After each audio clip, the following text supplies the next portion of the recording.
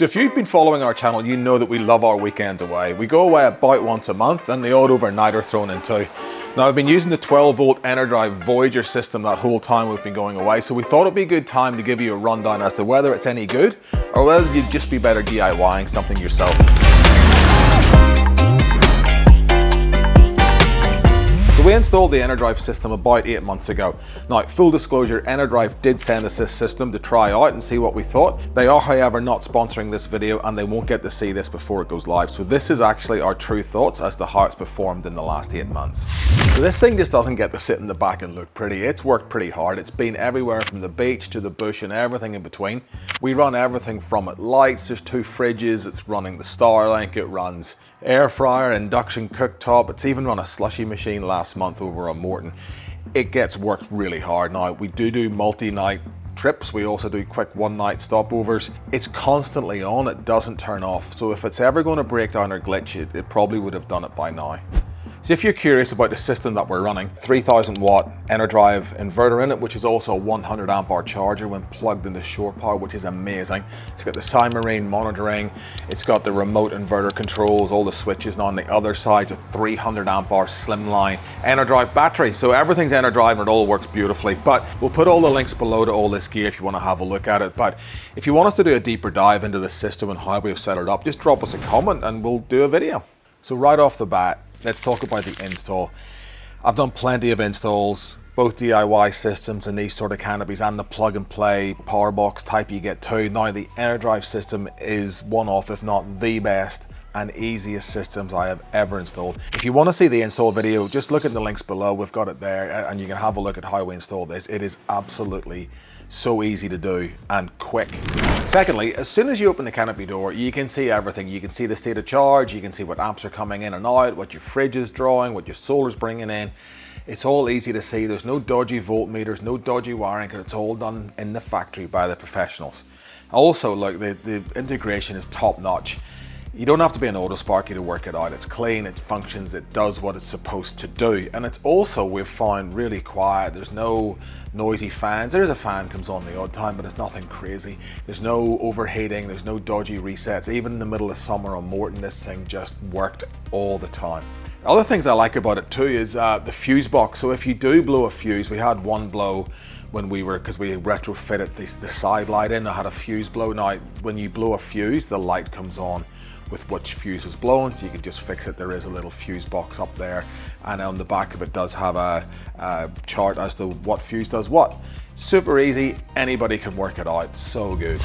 Now look, we have built plenty of DIY systems in the past. I think we're on the version 4 of this canopy as it is. There's nothing wrong with doing a DIY system, and you might have a BC to DC sitting in the garage and go out and get a different MPPT with another battery and some wiring you have lying in the shed and some switches that are there and whack it all in. Look, that's cool, we've done plenty of it. There's nothing wrong with that. You will learn a lot about 12 volt. However, the thing about the Voyager is it's all done. There's no spaghetti wiring, there's no chasing faults, there's no relying on your own soldering skills to hold it all together. This thing is built for a purpose by professionals and it just works, which for me is great peace of mind. And in saying that, if you are going to buy all these components separately, because there is a bit of money in this, I'm not shying away from that, but if you were to start buying everything separately, new, you're going to buy an inverter, you're going to buy a BC to DC charger, you're going to buy an MPPT converter, you're going to buy all these wires and lugs and relays and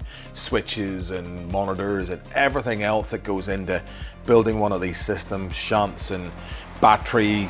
Look, the list goes on and on and on. Absolutely, you could do it cheaper, probably, but to have it all done and to have it all done properly and the ease of fitting, and if I do end up selling this canopy, it's going to be super easy to take that out and put it in the next canopy, because I'm definitely keeping this. It just works. I don't have to worry about it. I never have 12 volt issues anymore. Jetto, and he used to say to me every time we went away, I'd always have 12 volt issues somewhere, whether the batteries would charge, they would run down too quickly, or the switch wouldn't work, or an Anderson wouldn't work.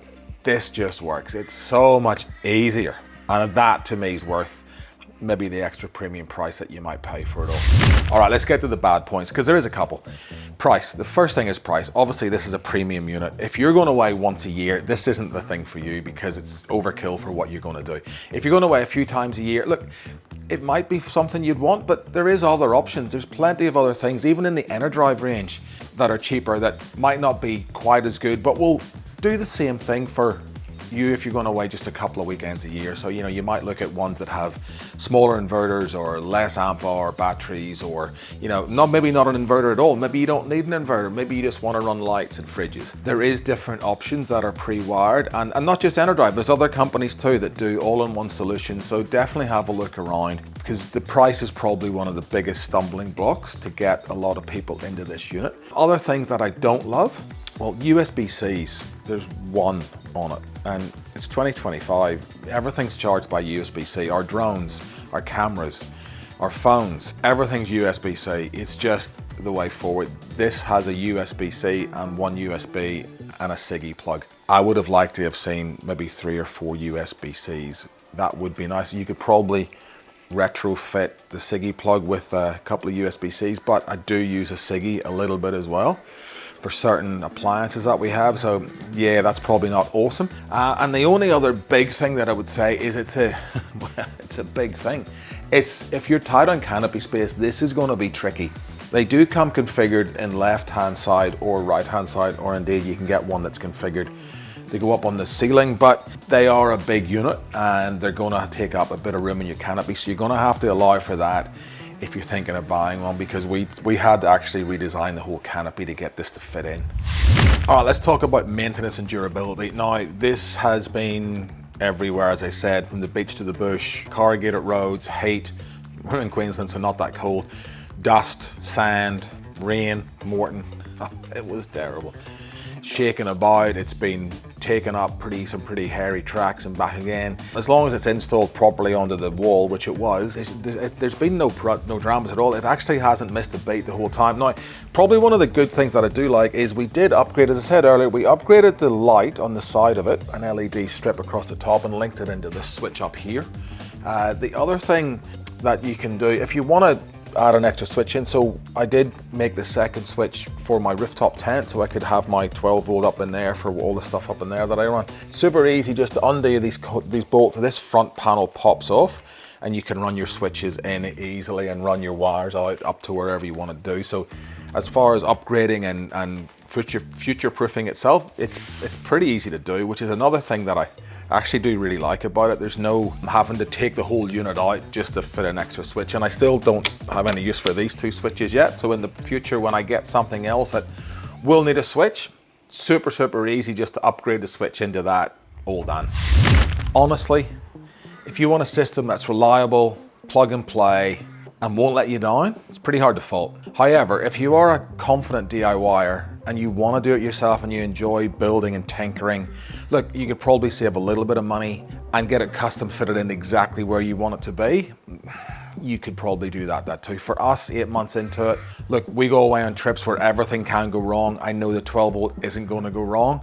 That for me is worth everything about it. So no, I'm sticking with the EnerDrive. Very happy with it. Anyway, I hope you liked this video. If you do want to see more like this, please do remember to subscribe, and we'll see you in the next one.